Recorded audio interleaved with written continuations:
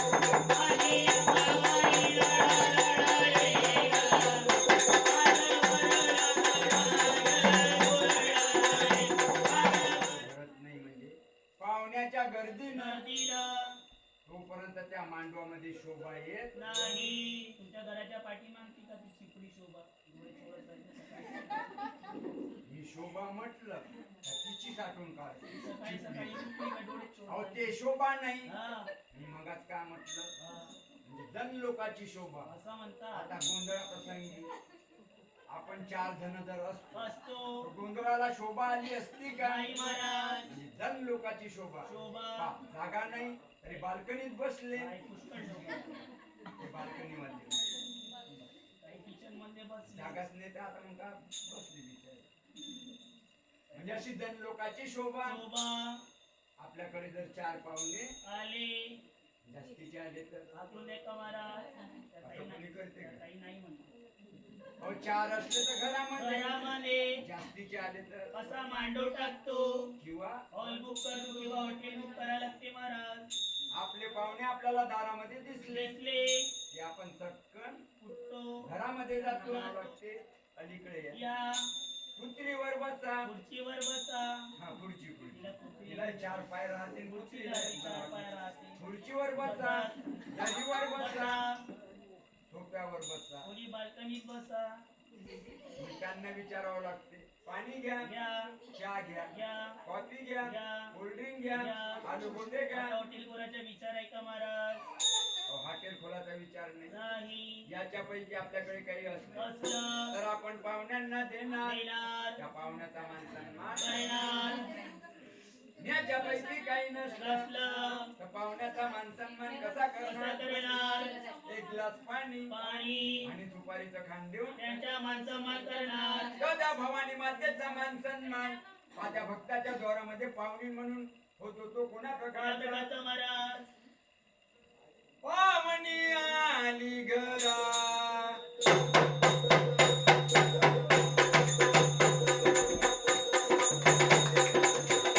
पावनी आली घरा भवानी माता पावनी आली घरा आली बाई पावनी आली घरा जगदंबा माता पावनी आली घरा आले बाये बावरी आली घरा.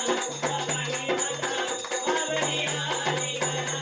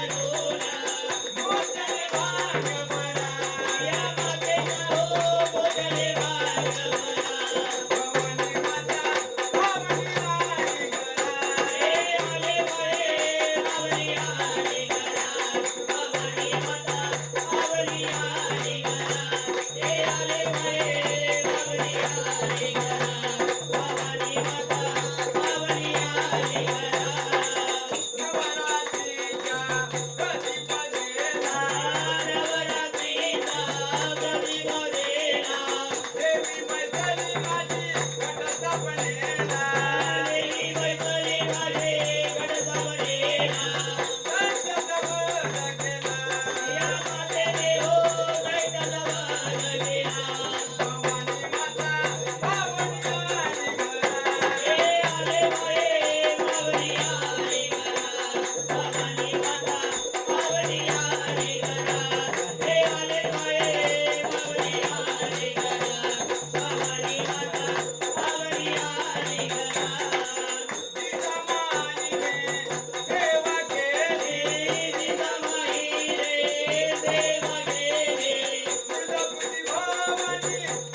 हे तुझं भावाने देवळी नेले. या मातेने हो कोणी मागितलं नाही ना.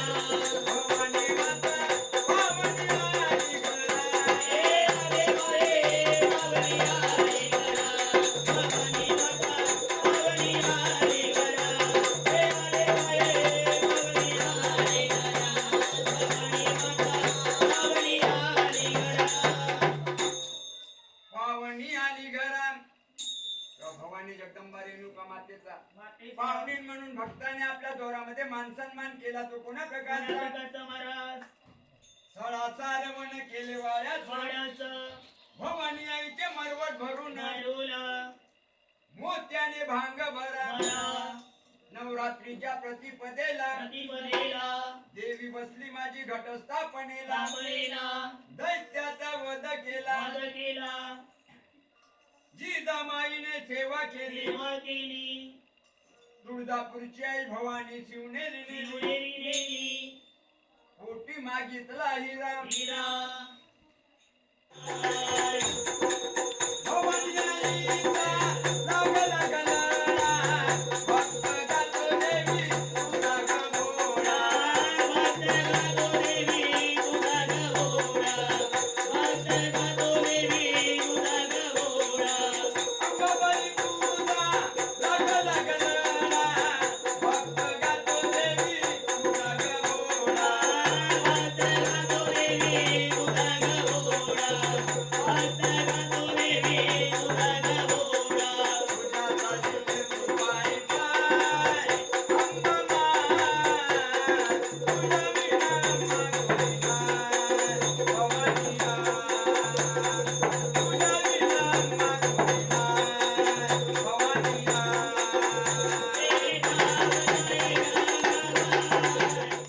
जोपर्यंत चंद्र सूर्य अग्नी वायू नांदत आहे नांदत आहे. तोपर्यंत तुझं नाव चालणार. तुझ्या नावाच्या सोबत सोबत आमच्या नावाचा काहीतरी उल्लेख झाला पाहिजे.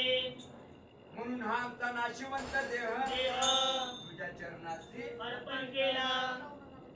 देवाच्या काळामध्ये दैत्यांनी आपला देहदान केला. केला महाराज. देवाच्या काळामध्ये आजच्या काळामध्ये आपण सुद्धा देहदान करतो करतो. करतो ना देहदान. मग हे शिकवलं कोण दैत्यांनी. कोण शिकवलं दैत्यांनी. मग आपले गुरु कोण दैत्य. आपले गुरु दैत्य मनाला हरकत नाही. कॉलेजमध्ये शाळेमध्ये गेल्यावर नाही म्हणत मास्तर मारते महाराज. आम्हालाच म्हणतात म्हणून दैत्य नसते नसते. आपल्याला देव कळला. नसता. देव कुठं बसले होते पोथी पुराणामध्ये मोठी पुराणामध्ये. दैत्यासाठी देवाने अवताराची गाणं घेतली. दैत्यांनी आपल्याला हे पण शिकून गेले गेले. की आम्ही देवाला प्रसन्न करून घेतलं. घेतलं. आम्ही देवाला वर मागितला मागितला. पण आम्ही अति केली अति केली. म्हणून आमची माती झाली. झाली. तुम्ही अति करू नका. हे शिकून गेले. आपल्याला दिले दैत्य. त्यांनी देवाला प्रसन्न करून घेतलं. घेतलं. त्यांनी चांगले काम सोडून दिले वाईट कामाला लागले. आपणही तसंच आहे. देवाला प्रसन्न करतो आपण देवाला भजतो पण देवापेक्षा वर नाही समजायचं. नाही. देवाचा मारा कळत नाही. का त्या वराची पूर्तता करण्याकरिता करण्याकरिता त्या चंडिका मातेनं चंड आणि मुंडाच्या दोघांचे 2 शिर कापून घेतले कापून घेतले महाराज. आणि त्या शिराचा असा उपयोग केला कसा महाराज? आपल्या बंगल्यावरती नेला केला. 2 दिवालवरती 2 लावून दिले हरणा वाघासारखे. चंडिका मातेला बंगला होता का? नाही महाराज.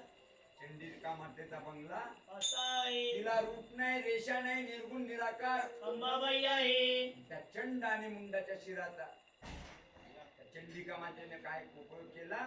आपण हे गोंधळा प्रसंगी वाद्य वाजवतो. वाजवतो. या वाद्याला काय म्हणतात? काय म्हणतात?